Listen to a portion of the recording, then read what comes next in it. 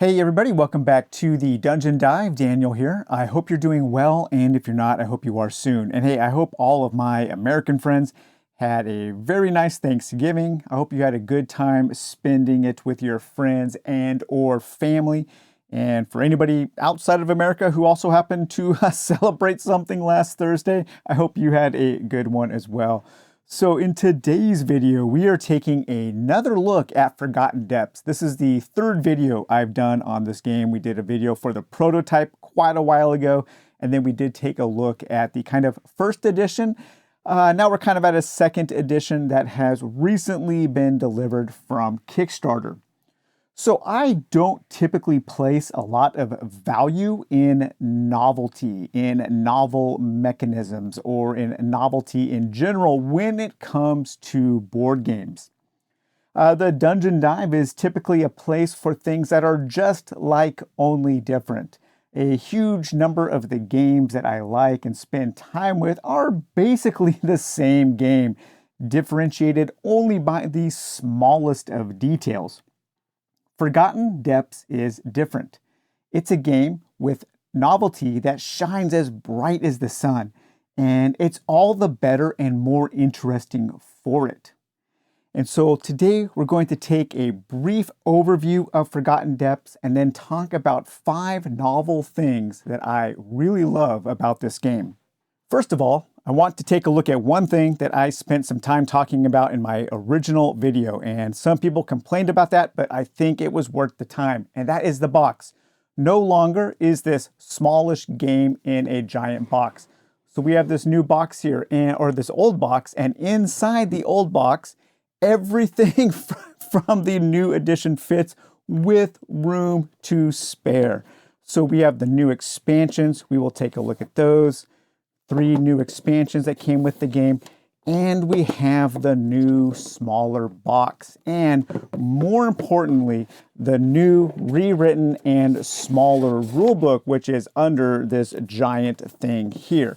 So just for size comparison, as you can see, this new box is so much smaller and so much better. This old box was just absolutely massive, and one of the reasons why that was so important to me is the size of the box really can convey the kind of scope of the game. And this is a smaller scoped game. This is a game that doesn't need to be in a big giant box. As a matter of fact, for the last couple of years, this box has been in storage just because I didn't have a place to keep it on my shelves. It's a weird size, it sticks out, it's hard to store.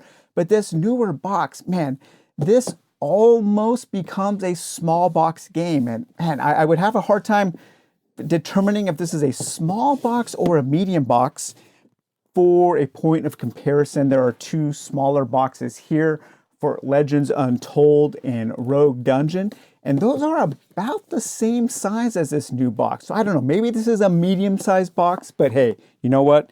The box is a much better size now, much better dimensions. It fits on my shelves where the small boxes should be, and it just makes the experience that much better. And another thing that makes the experience so much better is the new rulebook. So here is the old rulebook, this massive thing that was so big, it takes up so much space on the table, and here is the new rulebook.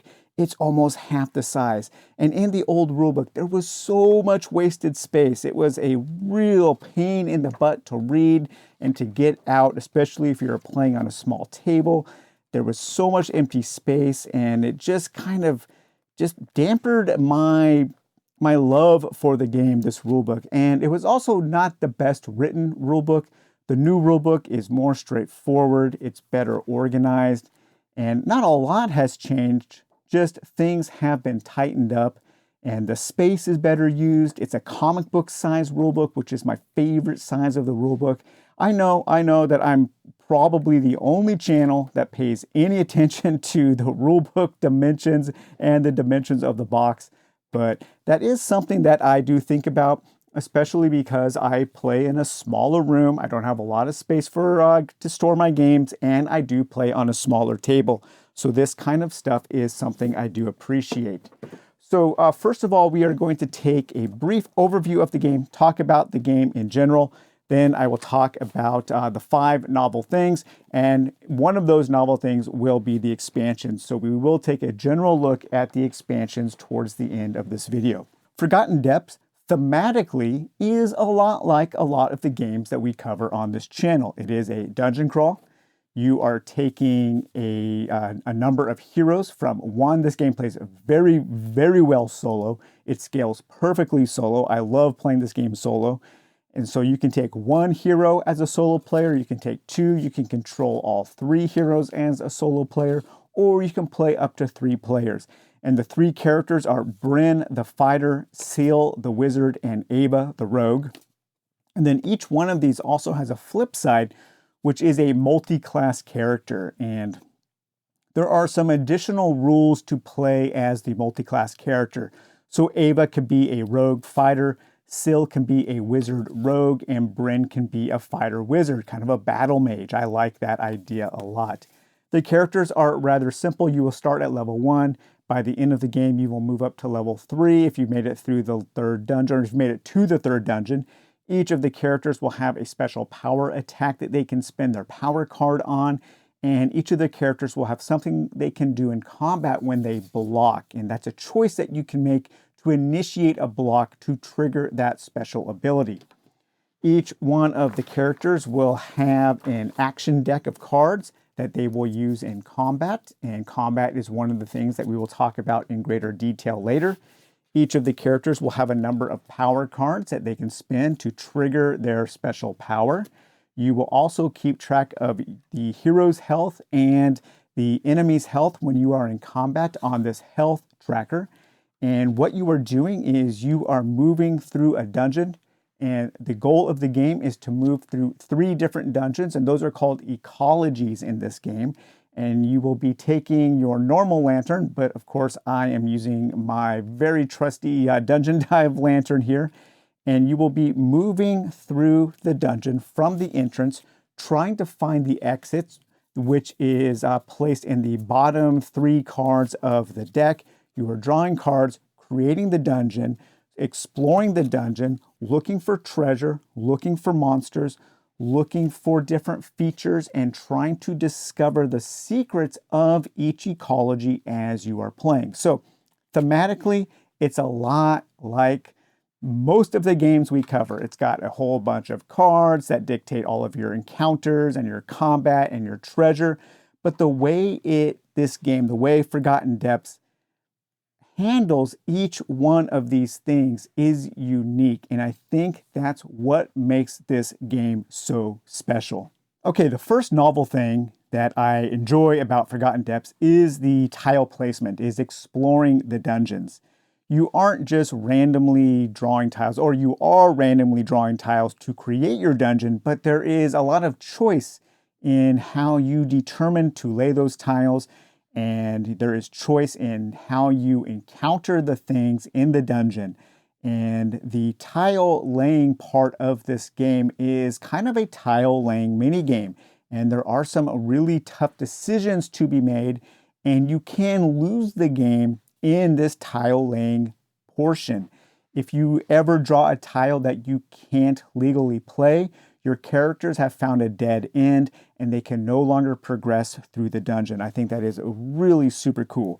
So there are 3 different dungeons that you will be working through in the base game, and those are 3 different ecologies. We have the ruins, which is the starting ecology. We have the caves, that's the second ecology. And then we have the subterranean architecture, which is the final ecology.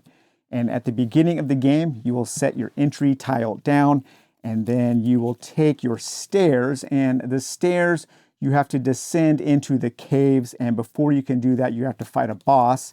You will shuffle up the rest of your tiles, draw 3, 1, 2, 3, and place your stairs on top, and then place those on the bottom. And while you are exploring, there aren't really turns. You can just explore until you want to encounter something. And there are a few different things that we can encounter. We can encounter these eyeballs, and those are features. So those are kind of random encounters with all kinds of different things that you might discover Each ecology has its own deck of random encounters, and these are mostly non-combat. These will have things that you can find magical passwords or take certain types of tests in order to overcome challenges. And you can test your strength and your wits and that kind of thing. And then we will also have these fangs here, which are monsters. And when you choose to have an encounter with a monster, you will draw a monster card. And the monster, you will enter into combat to defeat the monster to gain experience points. The random encounters also offer up experience points, and experience points can be used for a number of things depending on which ecology you are in. You can spend experience points to heal, you can spend experience points to buy keys because keys are important to unlock doors. And then at the end of the ecology, once you've defeated the monster, you can spend a number of experience points to level up your hero.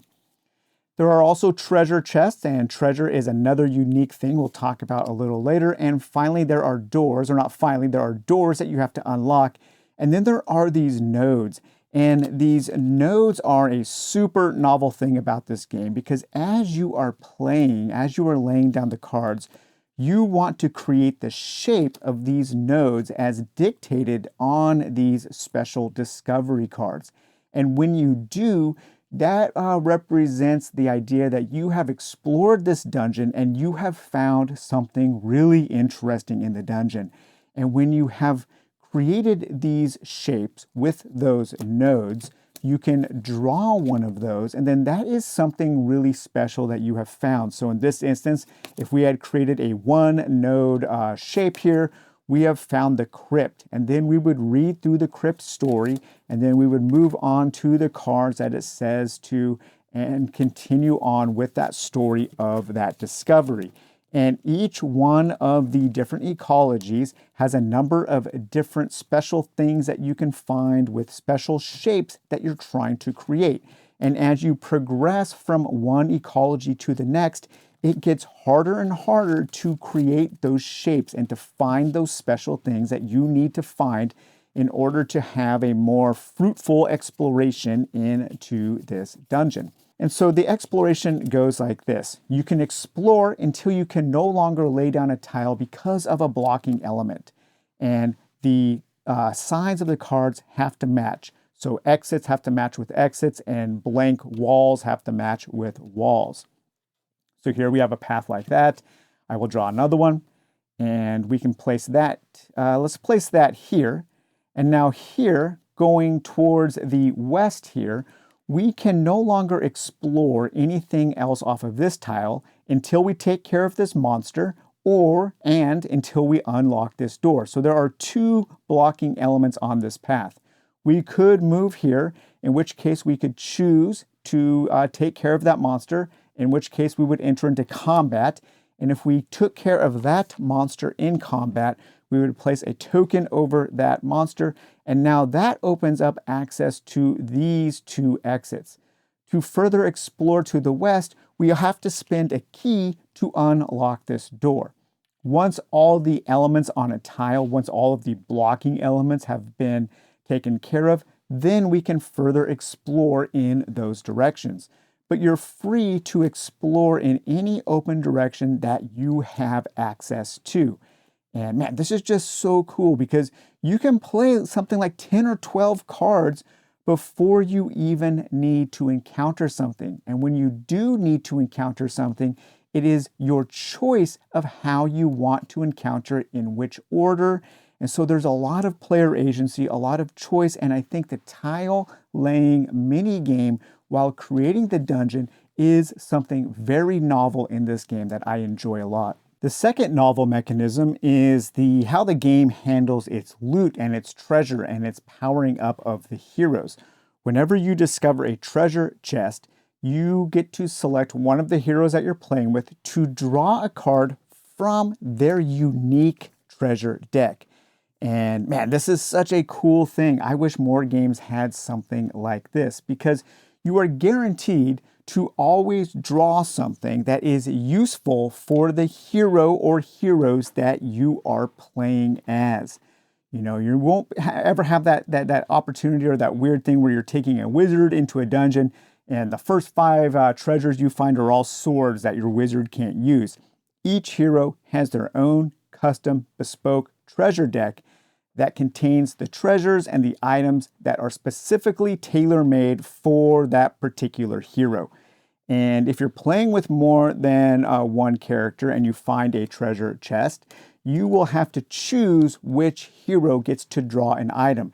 And there are only like 2 or 3 treasure chests in each ecology. So again, this promotes that idea of choice, of having meaningful decisions from one moment to the next.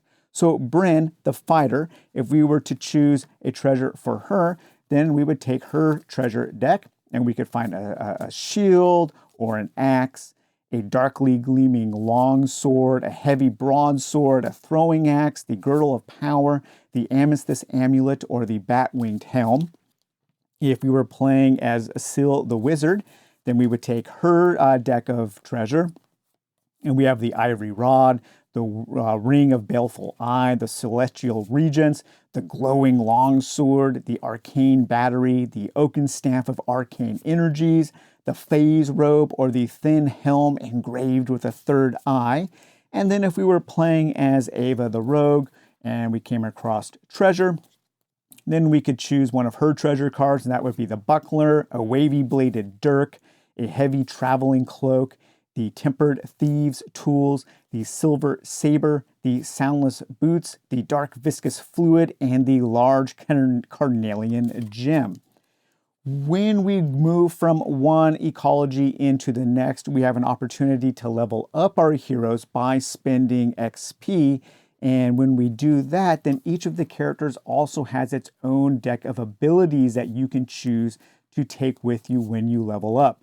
And so, for instance, Brynn the fighter, when she levels up, she can learn combat awareness or in harm's way. She can become a veteran everywhere at once. She can become enraged, or she can dig deep, or have a diversion, create a diversion, or have a staggering slam. And often these will be new powers that the characters can spend their power cards on. In addition to that, they will also, if you get new weapons, you will have the opportunity to upgrade your character's combat deck with new, more powerful things. And so here we can see that all of these combat cards are marked with a treasure chest. And so these are removed from the combat deck at the beginning of the game. And as you unlock treasure, you might be able to tap into this special deck here and replace cards from your deck with these cards. Super, super cool and novel. I love that idea. Syl the wizard, when she levels up, she can use the unlock. So she can actually magically unlock doors, so you won't need keys. She can duplicate herself. She can put an enemy to sleep. She can cast Chill of the Void, or she can charm a monster, a shuddering temporal blast, a weave walk, or a fold space. And then finally, Ava the rogue, her new powers are Shadow Step, a feint. She can confuse enemies. She can pick a lock. She can parry. She can do a risky riposte, a sneak attack, or a trick of positioning. And so each of these power decks, coupled with the unique treasure for each character, goes a long way in offering a unique system of making each of the characters feel different, and you have a lot of choice to how you want to level up your characters and what kind of treasure you want to draw and what powers you want to utilize. Okay, the next novel item that I enjoy about Forgotten Depths is the combat. And I've set up a little combat example here so we can go over the things I enjoy.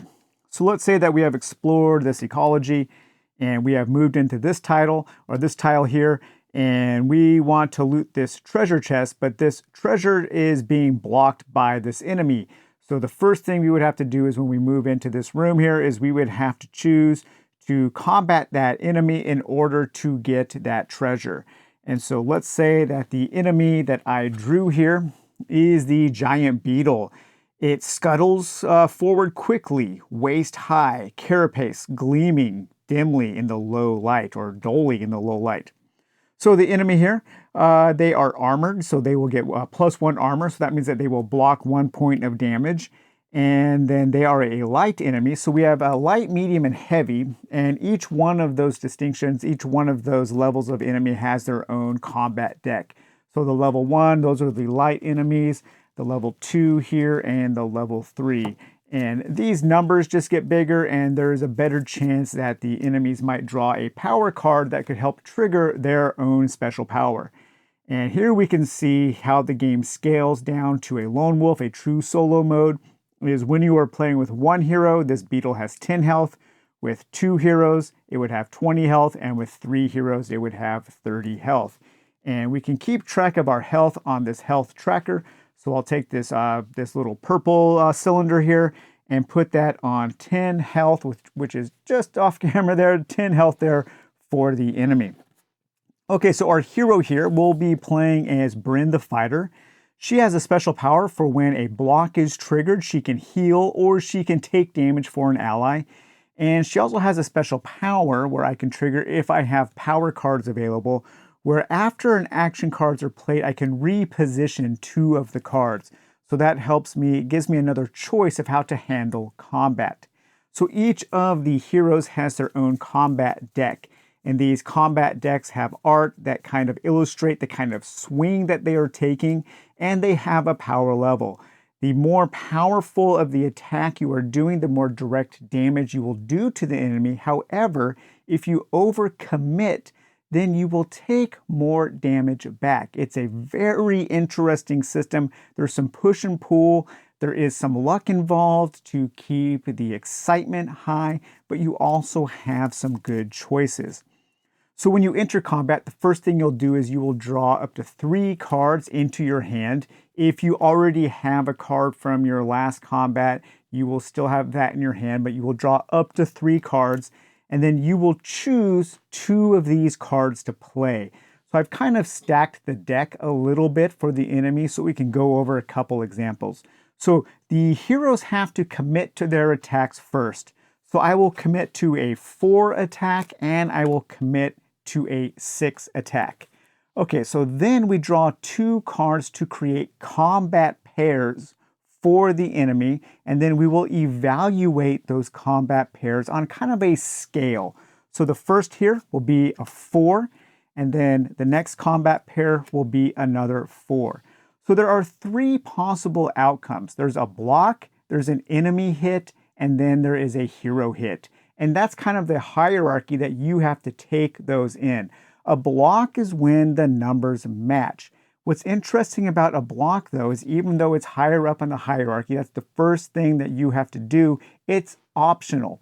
So with these 2 pairs, you have to choose one pair to resolve the outcome. So this is a block. Now I could choose to resolve this block, and that would be the combat pair that I would resolve for this round of combat.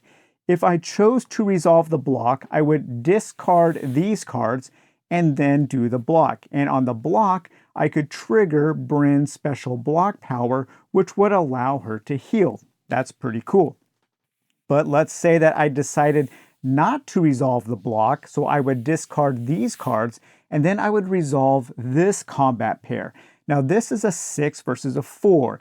Whichever one is higher, that's a hit. So this would be a hit from the hero's side. So I would do 6 points of damage to the beetle, bringing them down to 4 health points. However, the difference between the 2 I would take as counter damage. So that's where you have to start thinking about overcommitting to a really powerful attack. Because if I had decided to play my 8 power card here, then I would be taking 4 damage back. So you are almost always taking damage on each combat round, unless one hero is able to kill the monster outright, then you don't take counter damage. So let's go back to this 6 here. Let's say I had played that. I applied the 6 damage to the enemy, and then the enemy would do 2 damage to me, bringing me down to 28 health. And then those cards would get discarded. And so I'd still have a 4 in my hand. And so for the next round of combat, I would draw 2 more cards. Now the enemy only has 4 hit points left, so we could say, well, I just want to do 4, but there's a good chance that they might block a 4. I don't know what's coming up next. I haven't stacked the deck that much. But let's commit to a 4 and a 5. Okay, and now let's do the next two combat cards. Okay, so we have a 5 and a 3. Okay, so here's something interesting that we could do.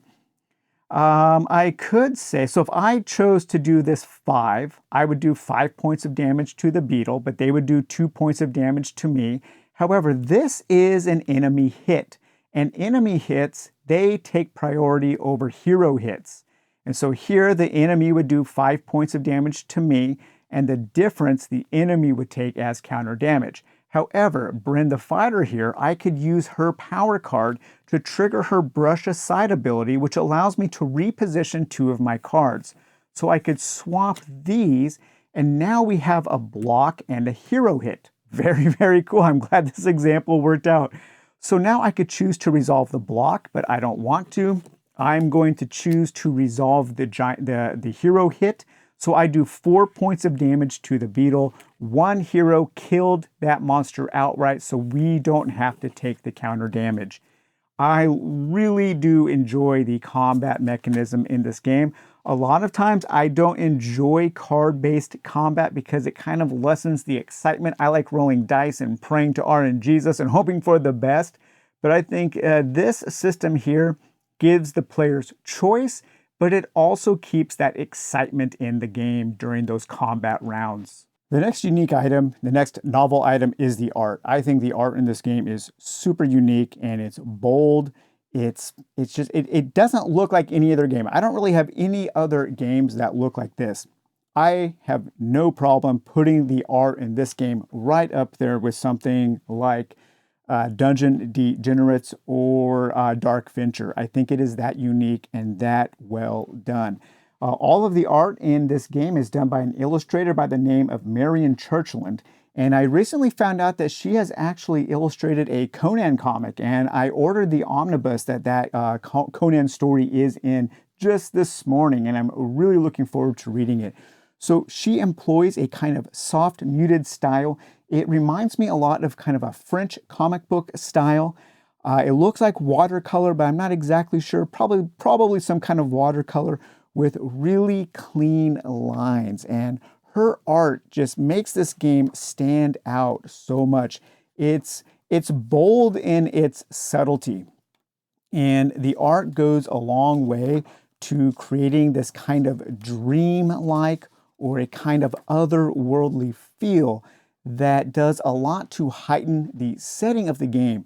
The setting of these 3 lone heroes going out and exploring this strange world that kind of mixes science fiction and fantasy, this kind of dying world setting. And we can just take a quick look through some of these cards here to show the art. And yeah, I don't have another game that really does look like this. Some of the enemy designs are so cool and just weird looking. And like that walking table, a 6-legged flesh slab.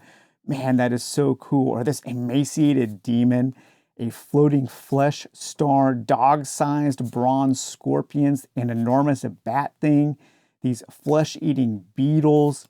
What else do we have here? Here's some of the enemies and things from the first ecology here. The withering shade, a shrieking black shroud, these wolves, a frilled serpent, this giant beetle, subhuman warriors. I love these skeletons, these decrepit skeletal warriors, a spectral knight, a serpent vapor.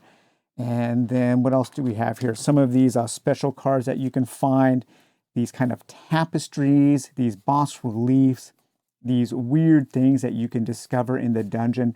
I think Marion Churchland's art is such an important and just intricate part of this game's design. It feels to me like the game was designed around or at least in tandem with the visual presentation.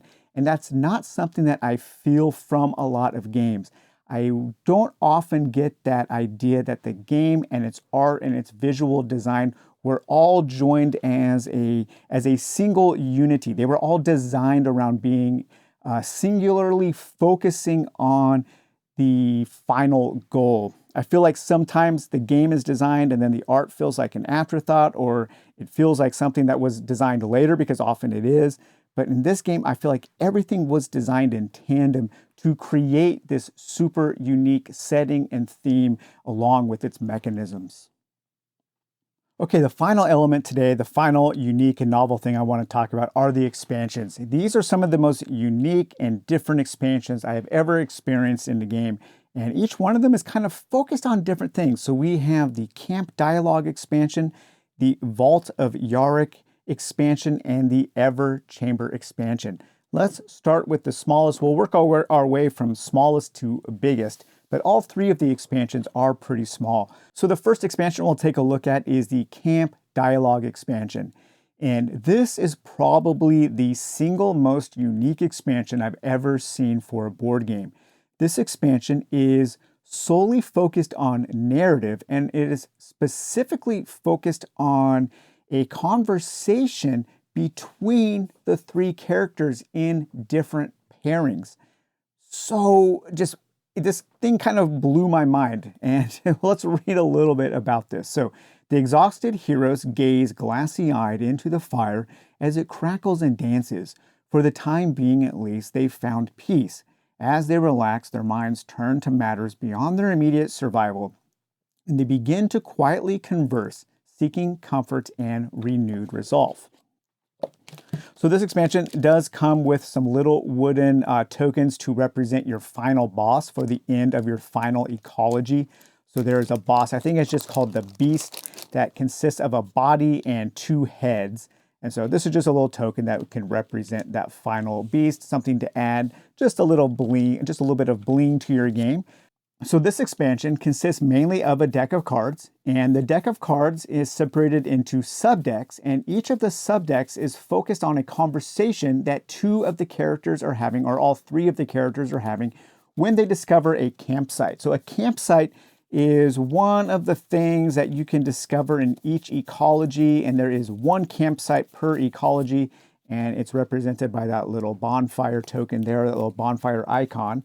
And when you take a rest, you can choose to engage with this expansion. So if you were playing with Ava the Rogue and Syl the Wizard, you could draw their sub deck of cards out, and you would flip over to the first card, and it's a little choose your own adventure conversation. There are no gameplay mechanisms, you won't unlock powers or anything, but what this is doing is you are learning about these characters, because these characters aren't just a generic wizard or a generic rogue or a generic fighter. These three specific characters have anchors into this world, and they are a part of this world. And that's one thing that this game does so well, is create a sense of time and place. And these conversations go a long way in strengthening that feeling of a specific time and place. So you will read through the card, and then you will get a choice at the end of each card to go to card 2A or card 2B. And then you could continue that particular conversation. So this is a unique expansion. This expansion will not appeal to everybody because it's specifically story. I think there's quite a few story cards here, but you won't be using this every time. You won't be using this. You will eventually run out of new conversations to have. But this is something that I would maybe devote, 1 out of every 5 games. I would use my Camp Dialogue expansion just to learn a little bit more about the characters and to have that special feeling when you do reach that camping tile, to have that sense of peace, to have that sense of being separate from the dangers involved in the dungeon. Super unique, super novel. I think that is pretty great. Now, the Vault of Yariq expansion actually comes with 2 different modules that you can plug in. One of them is strictly focused on the story, and the other one is a kind of sub-ecology that you can find while you're exploring the ruins. So let's read a little bit about the vault here. Yariq's tale is a dark one, nearly lost to time. The elders guard the story closely, but they have shared it with you. Overthrown by his own people, Yariq was entombed alongside his followers within a great maze-like structure, designed to confuse and trap the restless dead. His terrible chain was also sealed there, a powerful implement capable of manipulating the force of life itself. It is the chain the elders seek. Do you dare enter Yariq's maze tomb to take the weapon for yourself? So if we take a look at this expansion, we will have two little rules pamphlets. So the first here is for the historic histories, and this is a narrative expansion. This adds lore cards for when you're working through the ecologies and you discover those special locations, you might have an opportunity to draw one of the lore cards. And each ecology has 4 different lore cards. And when you find one of those special locations, it'll tell you to draw a history card. And then you can draw one of these special history cards at random, and you can learn about the world that you are exploring. Again, this is another expansion that just goes into that idea of this game taking place in a specific time and a specific setting that feels like it has a history, that feels like it has this kind of tangible quality to it. I would actually love to read stories or novels set in this world. I think that Forgotten Depths has one of the most interesting worlds I've ever played in. And I love these history cards. They're not long, so you're not going to be spending minutes reading these, but they offer up some really cool details in order to flesh out the world that you are exploring. And so each of the ecologies comes with a number of different lore cards, so you can learn about each one of those ecologies, and you can learn about their history, and you can learn about what the adventurers are trying to find. Now, the second part of this expansion is a little more straightforward. It's a little more of a normal style expansion, but that is the Vault of Yariq. And the Vault of Yariq is a sub-dungeon that you are trying to discover by doing certain things.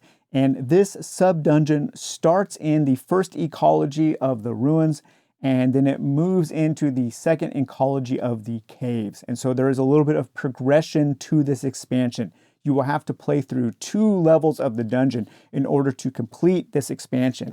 And in this expansion, you are trying to locate an inner chamber where Yariq the Empowered has been entombed, and then you will have to dispatch of him and also perhaps some of his followers. And when you do so, you can get this special weapon called the Chain of Valkoth. And what's really cool about this weapon is this weapon has 2 different ways you can use it. You can assign it to a single hero, or you can assign it to a group of heroes. And then depending on what you've done, you have different rules for if you've assigned it to all the heroes or to a single hero. And this comes with a small kind of micro ecology where you will be creating different shapes with these tiles that are representing the labyrinth of the Vault of Yariq. And then you will be looking for certain things, trying to find the inner chamber, trying to work your way through the dungeon and find the final room where you can face off against Yariq and obtain that chain. Again, a very unique expansion that adds both story and gameplay, and it's very easy to mix this into the base game, and this can be played in combination with any of the expansions. So this expansion, you can play with the campfire, you can play either of these 2 with the final expansion here, and that is the Ever Chamber. And this is the largest of the 3 new expansions and probably the most complex, but it's not too complex. There are some additional rules that you will have to keep in mind when you are incorporating both of these new bigger expansions. But this is the Ever Chamber. Actually, let's read a little bit about the Ever Chamber here. So others scavenging at the construction have stumbled upon a strange place. They say the entrance was conjured purely by accident, and the colors that poured forth from it are indescribably brilliant. The mid-air rent rippled open and folded back on itself in a constant fluid motion. The corridors beyond were merely glimpsed, appearing as pathways of raw energy. Soon after, fast-moving creatures within began bounding toward the portal, and the scavengers fled for their lives. The elders speculate that if the great energy can be collected and cast into itself, it may be possible to harness its power or set it on a path of destruction. They hold the knowledge for opening the portal, and they've passed that knowledge to you. Go and see what can be learned of this opportunity. So the Ever Chamber expansion, it adds another new kind of smaller ecology, bigger than the Vault of Yariq, but a little smaller than the main ecologies. And what's interesting about this particular tile set is this tile set can connect to any of the 3 main ecologies in the game. And so you can find an entrance from the ruins into the Everchamber, and then from the Everchamber, you can create a portal to go to the caves. You can go back to the Everchamber, find another portal back to the ruins, or you can go straight from the ruins to the subterranean architecture.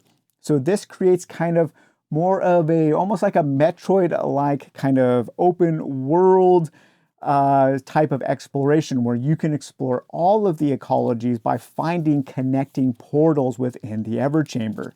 One of the things you're trying to do in the Everchamber is create shapes using the pathways of this kind of energy light corridors, creating pathways that will create portals to an ecology, creating pathways that will allow you to draw a feature to further explore the Everchamber.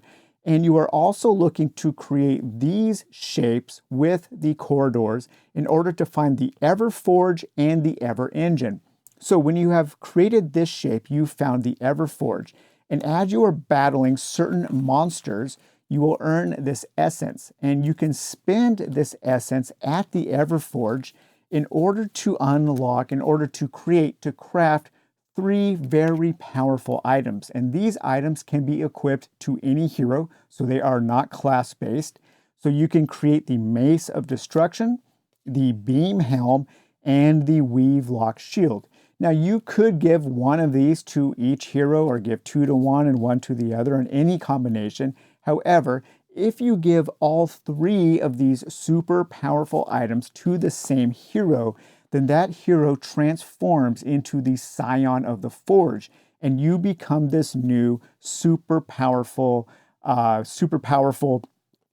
character. If you give them to each hero individually, then you become the Bearers of the Forge. Such a neat idea. I love that so much. It really adds a lot to these powerful treasures. And again, this game is just overflowing with great and meaningful choices. And so that is another choice that you get to make in the game. Now, as you are exploring and as you enter the Everchamber, you will find a portal, and that portal, you will enter the Everchamber. And then that will unlock these special monsters that then get mixed in to each of your other ecology decks. And these are the chimeric monsters. And these are the monsters that are found in the Everchamber, but once you open that portal, they start exploring outwards, and you have to kill these chimeric creatures in order to get the essence. And these chimerics will actually wander around, so this also introduces new rules for wandering monsters, and these monsters will actually follow your progression through the various ecologies, and you will need to dispatch of them in order to get that essence. Now, one of the other things that you can find within the Everchamber is this Ever Engine, and that is another special location that you can find. And if you have collected 6 of the essence tokens, you can actually deposit all of that essence into the Ever Engine to create a new way to win the game. And so you can bypass that final confrontation with the beast, with the huge boss at the end of the game, and have a whole new way to win the game. But you will have to hunt down each one of those chimeric creatures in order to gain their essence. So you will still have to move through each of the 3 different ecologies. We have a few special monsters that you can find in this particular ecology, the Everchamber.